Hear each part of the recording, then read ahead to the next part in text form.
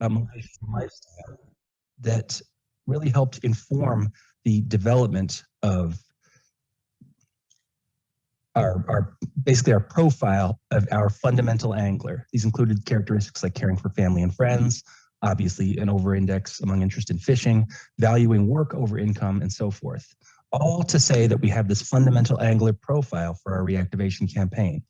It's a transactional function, buying a license, but the symbolism of the act of doing so is much more about hearts and minds. These outdoor activities are evocative. They have strong feelings associated, nostalgia feelings associated, chances to make memories. So we really focus creatively on creating an emotional connection to remind those lapsed users of everything that awaits them, and that for many of these anglers, this really is what life is about. Here you'll see some creative examples from our combination license carousel ad. Again, I wanted to emphasize seasonality.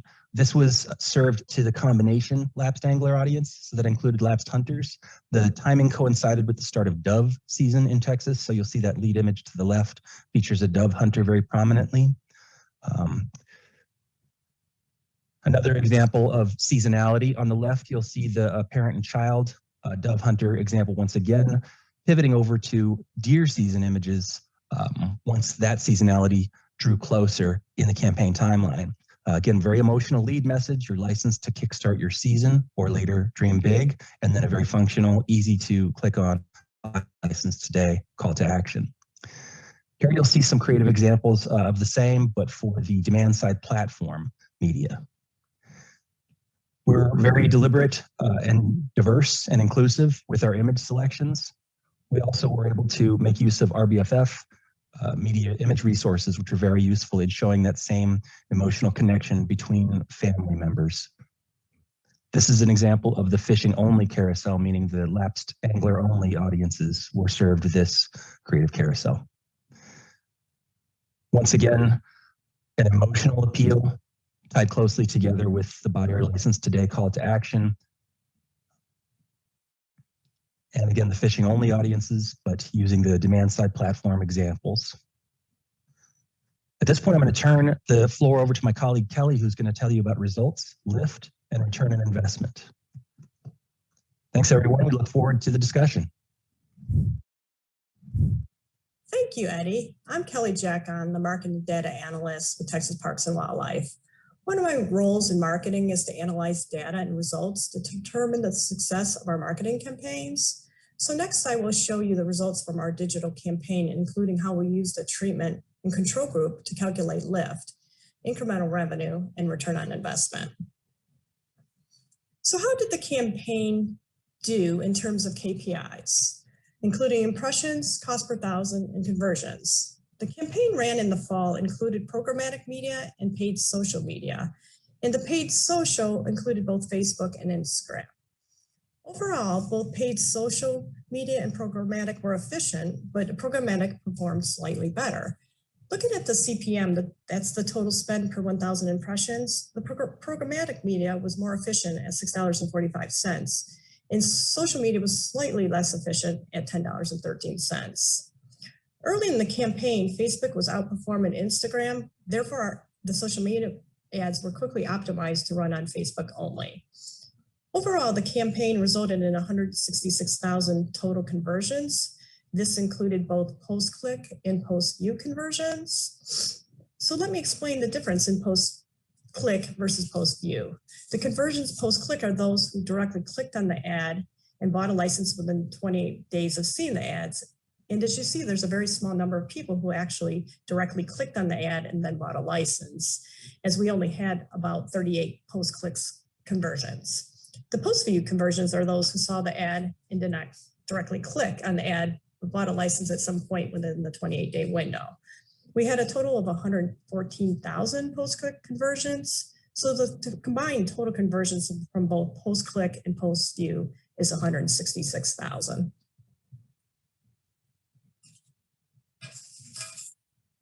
Now let's look at how successful the campaign was from a revenue standpoint. We will look at total revenue, return on investment, and ROI. Cost per acquisition is a measure of how well your media is doing. Paid social media and programmatic both had a very low cost per acquisition of 18 cents, the digital campaign generated over 10 million in total revenue. And this is the total revenue that came in from license sales from customers that were exposed to the advertising. As I showed in the previous slide, 166,000 conversions resulted from those lapsed customers that were exposed to the advertising and then bought a license. Programmatic media performed better in terms of total revenue than social media. Programmatic produced a higher total revenue at 7.3 million and brought in the most revenue as it contributed about 70% of the total revenue. The return on ad spend shows how well our advertising investment did. Overall, return on ad spend was $343. So this means for every dollar spent on media, we made $343. ROI was also strong at $188, and this factors in the total campaign investment, including costs for using the advertising agency and the media spend. Our total investment was $56,000.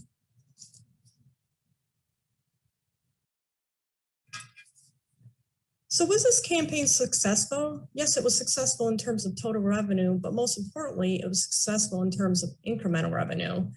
To truly measure return on investment and how the campaign contributed to license sales, we used the treatment and control group to measure lift, and then we were able to measure the number of sales that the campaign directly impacted. To measure lift, we implemented a test strategy using trackable digital IDs and set aside treatment and control groups. A control group for each of the 4 customer segments was randomly selected, and these control groups did not receive any advertising. As I mentioned previously, we had about 500,000 trackable IDs that were served the digital ads, and this was our treatment group. And from the same audience pool, we held out 20% of the digital IDs for a control group, and this served as a baseline to measure against the treatment. The lift was then determined by measuring the difference between the conversion rate of the test and the control. In other words, the lift represents the difference in conversion rate between those who received the digital advertising in the treatment groups versus the control groups which did not receive advertising.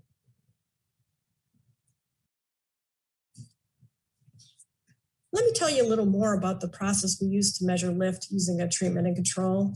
As Darcy already mentioned previously, she described the process to develop the audience segments for serving the ads using anonymized digital IDs. So at the end of the campaign, we did a very similar process and loaded license sales data that was sold during the campaign. So we loaded new 2021 license purchases from our CRM data, again into LiveRamp and Resonate. And this resulted in an anonymized data set to compare to the original audience that received the advertising and compare it to the new license sales that were sold during the campaign. So then our ad agency used the digital IDs to compare sales for both the treatment and control groups and then determined lift. Let's look at the lift from each of the audience segments. When we analyzed the license sales resulting from the campaign, we learned that those in the treatment group bought license at a higher rate than those in the control. So essentially, those who received the advertising performed better than the control group, who did not receive any advertising. And so the difference in conversion rates between the test and control is what determines the lift for each audience segment. For example, the conversion rate for the combo 1-year lapse, you see, had a conversion rate of 31.7% for the treatment and a lower rate of 30.8% for the control. So this then represents a lift of 0.9%. For 3 of the 4 audience segments, we saw a positive lift that ranged between 0.3% and 0.9%. Looking at the annual efficient license segment, we did not see a lift as the audience size for this control group was too small. And so the conversion rate and the lift could not be accurately assessed. So now that we know the lift for each audience segment, let me show you next how the lift impacted the number of licenses sold and incremental revenue.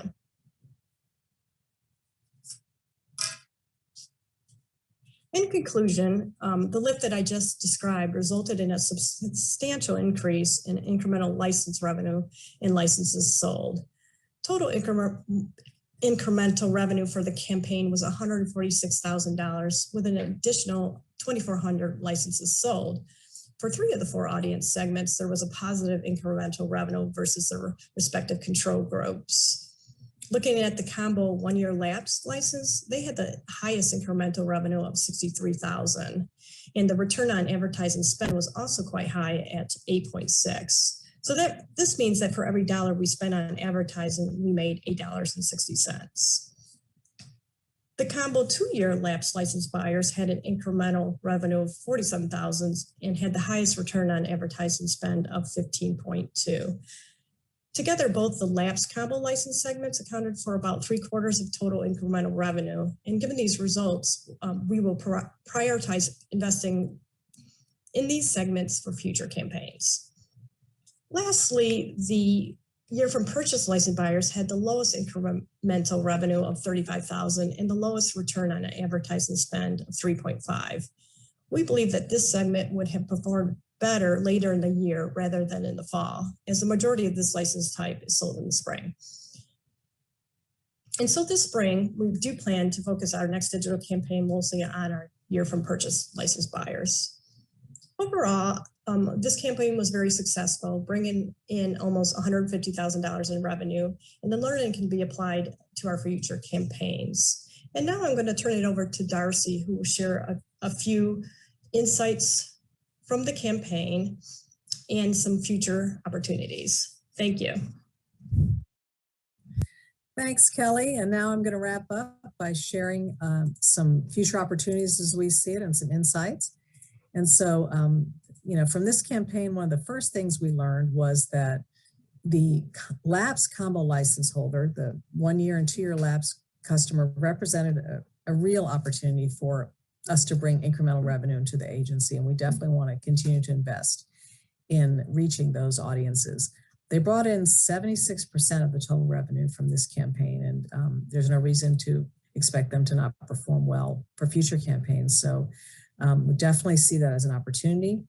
The year from purchase customer segment also did really well in this campaign. And it's good to know that they responded to the digital advertising and brought in incremental revenue. We see a tremendous opportunity to do a spring campaign to this audience, because that is when the YFP license is by far the better value and more popular. Reason for that is a lot of anglers come to fish or get on the water in springtime, and our annual fishing license is halfway through its life cycle at that point, because it expires at the end of August. Unlike the year from purchase license, which is good for 12 months from the date of purchase. So even though it's a more expensive license, it is a better value in springtime for anglers. So we definitely want to consider a campaign that is targeting them in spring. And finally, we have to really do another test on our annual fishing license holders so we can determine whether or not we can bring in incremental revenue with that audience. We're going to use an opportunity there's no question we have an opportunity to use all the Resonate data enhancement that we did and use that for future campaigns, including recruitment campaigns. And then finally, and most importantly, we are excited this campaign gave us an opportunity to do a test strategy, a treatment and control group that show without a doubt that the dollars that came into the agency, the almost $150,000 came into the agency that would not have otherwise come into the agency, because we were able to isolate the effects of the digital campaign on those customers. So there's a whole lot of revenue potential to be realized, and we are real excited to be able to share this with our agency leadership and show them that they can move the needle on R3 with investing in this kind of an effort. So with that, I say thank you, and I'm going to open it up to your questions. And again, thanks for letting us share our campaign results with you. So turn it over to the Q&A.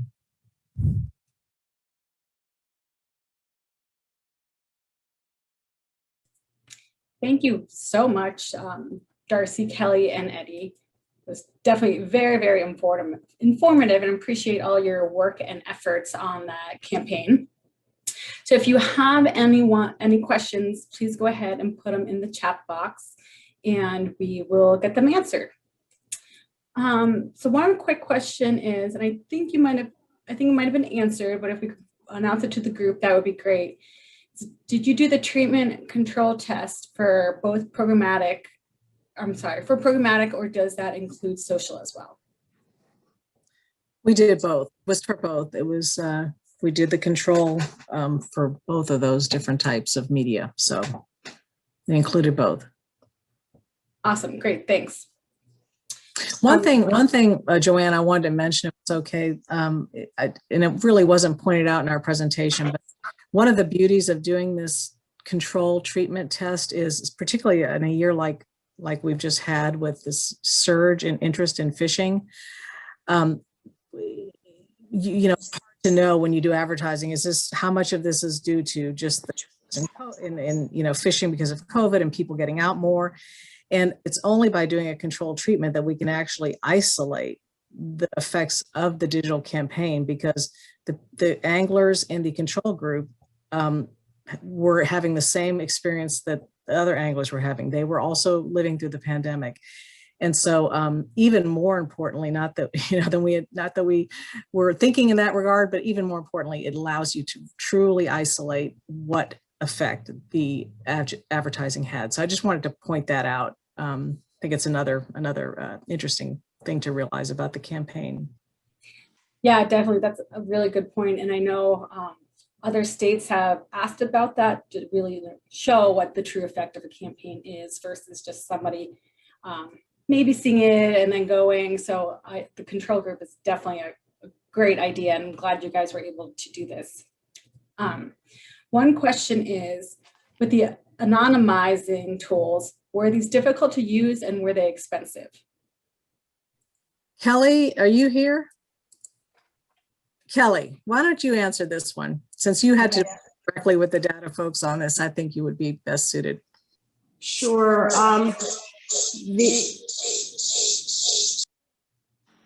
Can y'all hear me? Yes. Okay. Yes. The anonymized tool was through LiveRamp, and that allowed us to make the customer not ensure customer privacy. And so there was an additional cost to use LiveRamp and Resonate. And it was about a $10,000 cost just to be able to input our data into that system. And some of the other benefits of the Resonate system, it was able to enhance the data. And so we put in our whole database pretty much over the last 5 years. And so if we had additional money with all the enhancements they were able to do with LiveRamp, we could have also done some recruitment lookalike modeling, but we left the majority of our budget was just to be used for reactivation. And so if we had more money, that whole system of Resonate and LiveRamp would have been very valuable.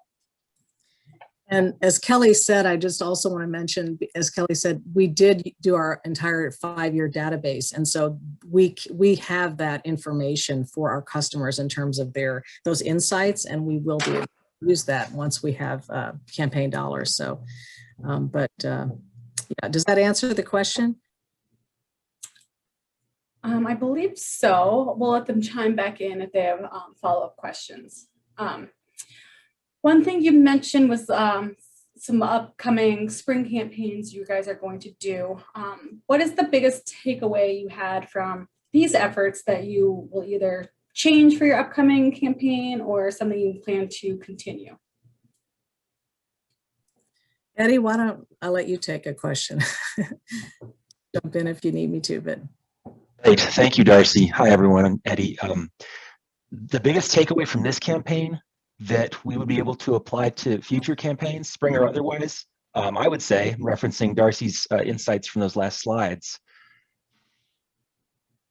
is that you need enough of a sample size if you're going to be able to correctly measure lift. And the seasonality of your campaign is a major factor in which particular license types you want to be marketing. And so we'd be bearing that in mind with what we learned in the August-September timeframe of this campaign to try to apply that to future years and future specific months or seasons. Gotcha. Yeah, that definitely makes a lot of sense. Sorry, Darcy, were you going to add to that, or I thought you no? Well, it was kind of a big question, and I just want to make sure we answered all. Would you mind just quickly repeating the question, Joanne? I was asking from learnings that you had from this past campaign, what's the biggest takeaway or learning that you will either keep on implementing in future campaigns or maybe change up for future campaigns? Well, I think Eddie hit on the things that, we definitely would keep in mind, but the biggest takeaway, again, in my mind, is that it works, that we are getting a return on investment. Even the lowest return on investment that we can measure for ad spend was, for every dollar we spend, $3.50 are gotten back. So to me, having a solid data-driven, ROI to show is to me the biggest thing that we got from this campaign. It's the thing that we would hopefully be able to leverage to continue to move the needle on R3. Yeah, that's fantastic.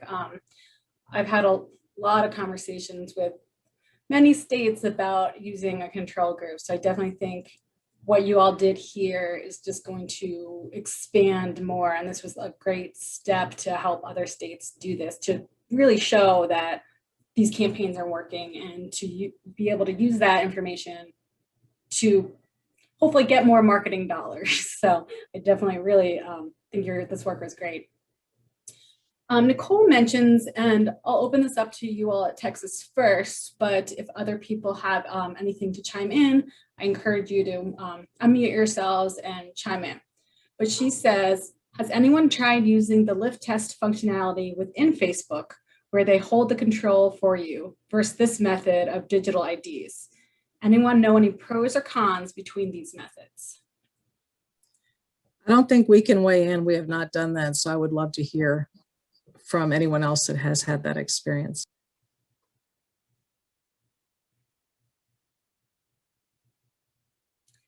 Or even if you haven't really weighed the two, has anybody used the Facebook control group at all? Hi, this is Eddie. I would offer that just speaking generally about this, with Facebook's built-in advertising capabilities, it seems like you more commonly have to take their word for it or trust their algorithms rather than being able to validate the data on your own. So the advantage of it is, yes, it'd be possibly cheaper and more efficient. Certainly it was not an easy thing to protect everyone's privacy and still accomplish this kind of business through this campaign. But by the same token, it allowed us to do our own analyses and calculate our own results without having to rely exclusively on the advertising platform itself. Gotcha. Yeah, that's a really good point. I know you don't always get all the data you're looking for from Facebook, so definitely having it in your hands definitely seems like a good way to go. But that's also. I was going to say, also, I don't really, giving all of our customer data to Facebook and then who's purchasing is a lot of, again, the privacy issue would concern me.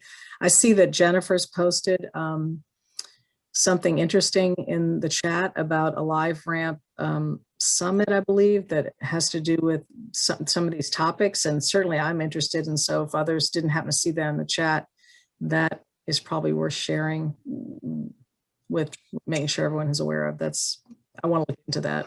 Yeah, definitely. Thank you, Jen, for sharing that. I'm just going to copy and paste that again. Yeah, and I actually did put it in the leader or in the the mobile app too about that conference. The free conference is one day. I was looking into the agenda. Yeah. And yeah, so we had a similar concern. We used some Facebook approaches. Actually, we didn't use Facebook approaches for the same idea of how much that data just gets then kind of like we're taking because we are it's private data. We are by statute or data. So I love the idea of this digital ID to use that to kind of forward. But would there be any concerns, do you think, in that same similarity that these data IDs are being used by other companies then? I mean, I know we have our own, but I'm just trying to think through like legally when we start to release our data into these systems, how they could potentially get used outside of that. But I love the approach that you guys took. Super, super thorough. So thanks. Great job. Thank you.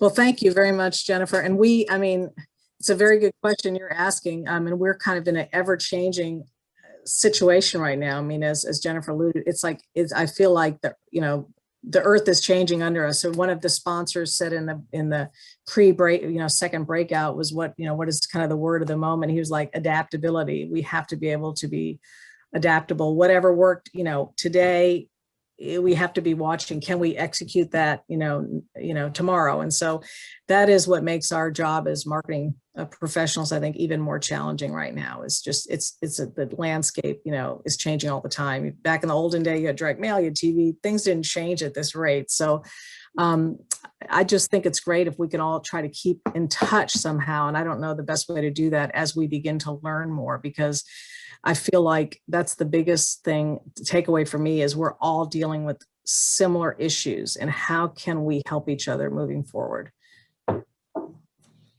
Yeah, that's definitely a very good point, and something we at RBFF want to help with as well. I'm looking into maybe creating some working groups to kind of tackle different subjects like this. And so hopefully, a few people can brainstorm and get back to the bigger group. So I hear you and definitely really want to help with that as well. So please be on the lookout for more information to come on that. I think we have just a few more minutes, but I wanted to ask a quick question. I know to do this campaign, to create it, implement it, evaluate it, it took a lot of people from within the agency and outside the agency. And I know sometimes there can be new communication barriers to get everyone on board. Did you have any trouble getting help from everybody? Well, sorry, we got to pause. No. I just want to say no. Everybody was great. Okay, great. Because I just know that can sometimes be a hindrance. So I'm glad we have that. Great. Great team. Mm-hmm. All right, so now the pop-up that came up, I hope you all see it, says leave breakout room.